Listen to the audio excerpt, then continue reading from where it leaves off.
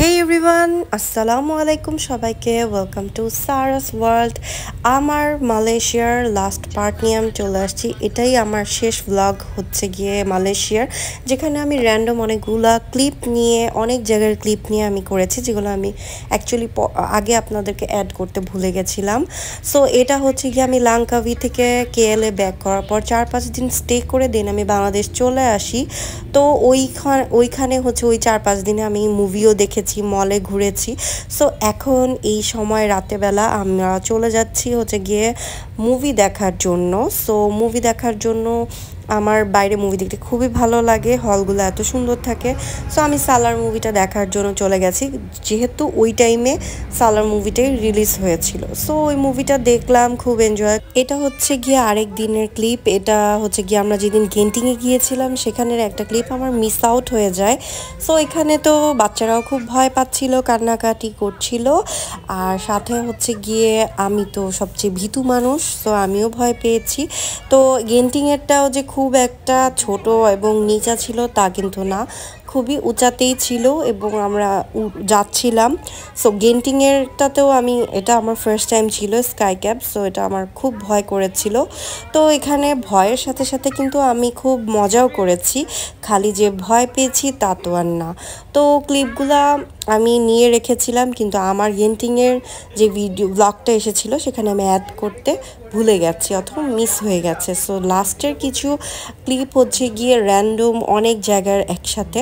So এইটা একটা মজাই হলো একদিক দিয়ে, যে আমার ব্লগটা শেষ করার সময় আবার রিকল হলো আমি কই কই গিয়েছিলাম এবং আমরা কি কি মজা করেছি। সো এই ব্লগটা এডিট করার সময় আমার খুব ভালো লাগছে, যা ফাইনালি আমার মালয়েশিয়ার ব্লগগুলো শেষ হয়ে যাচ্ছে এবং আমি আমার ডেইলি ব্লগে ব্যাক করতে পারবো।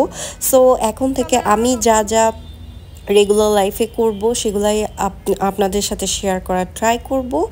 সো এই তো এখন চলে আসছি, আর আমার এই ক্লিপগুলো দেখে খুবই ভালো লাগতেছে। আর এই যে এই সিনগুলো তখন আমি দেখাতে পারিনি আপনাদেরকে। তো দেন আরেক দিনেরটা হচ্ছে গিয়ে এটা ছিল লাংকাভিতে স্কাই ব্রিজ। সো এখানের ক্লিপটাও আমি মিস করে ফেলেছি, কজ এখানে তো আমি প্রচুর ভয় পেয়েছিলাম, বাট একটু সাহস জুগিয়ে যখন আমি এই পারে চলেই আসছি, আবার তো আমাকে ওই পারে ব্যাক করতে হবে, সো একটু সাহস দেখায় আমি হেঁটে হেঁটে যাচ্ছিলাম। দেন তো রাতের ডিনারে এটা খুবই সুন্দর একটা স্পেস ছিল বিচের পাশে। দেন আমার মোস্ট বিউটিফুল থিং হচ্ছে গিয়ে এইটা twin tower. So bye bye দিয়ে দিচ্ছিলাম গাড়ি দিয়ে যাওয়ার সময় টুইন টাওয়ারকে লাস্টবারের মতো। সো টুইন টাওয়ারকে বাই বাই দেওয়ার সময় আমার খুব খারাপ লাগছিল, কজ টুইন টাওয়ারের সামনে তো আমার কোনো পিকচারই নাই, কজ আমি এত মাস থাকার পরও আমি পিকচার ক্লিক করতে পারিনি ওই জায়গায়। দেন এখানে জুয়ের দিনে চলে গেলাম, ওই যে আমরা পার্কে গিয়েছিলাম জুতে। সো এখানে পান্ডাও ছিল, সো আমি একটা পান্ডা হেঁটে হেঁটে যাচ্ছি। অ্যান্ড দেন এগেইন আমার টি গার্ডেন। সো টি গার্ডেনটা তো আমার খুবই ফেভারিট ছিল, আর এখানে আমি খুব হ্যাপি ছিলাম। অ্যান্ড দেন আমার হোটেল রুম থেকে হচ্ছে গিয়ে আমি বৃষ্টি এনজয় করছিলাম বাইরে।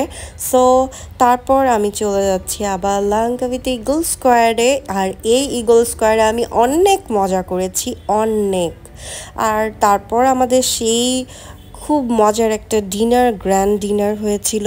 এই ডিনারটাতেও আমার খুব ভালো লেগেছিল, কজ প্রত্যেকটা আইটেম খুব মজার ছিল। অ্যান্ড এটা ছিল কোথায়, পেনাংয়ে। মনে আছে কি, এখানে পেনাংয়ে আমরা একটা আর্ট স্ট্রিটে গিয়েছিলাম, সো ওখানেও খুব মজা হয়েছে। অ্যান্ড দেন এখানের স্টেকটা সেই মজার ছিল, খুব মজার একটা স্টেক আমি খেয়েছিলাম এখানে। আর তারপর হচ্ছে গিয়ে আমার র্যান্ডম কিছু ক্লিপ মলের থেকে খাওয়া। অ্যান্ড দেন আমার এই ডেজার্টটা খুবই মজা ছিল। অ্যান্ড দেন আমি পার্কে চলে যাচ্ছি নাচতে নাচতে আমার ল্যাভেন্ডার গার্ডেন আর টি গার্ডেনের সাথে।